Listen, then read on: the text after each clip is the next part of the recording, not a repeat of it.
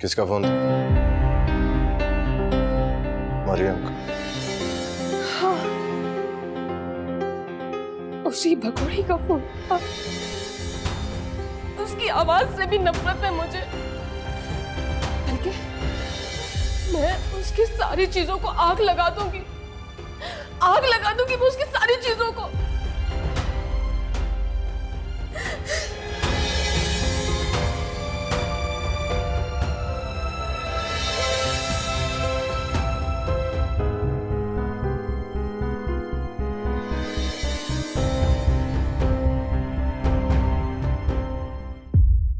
रुको मरियम, मेरी बात सुनो।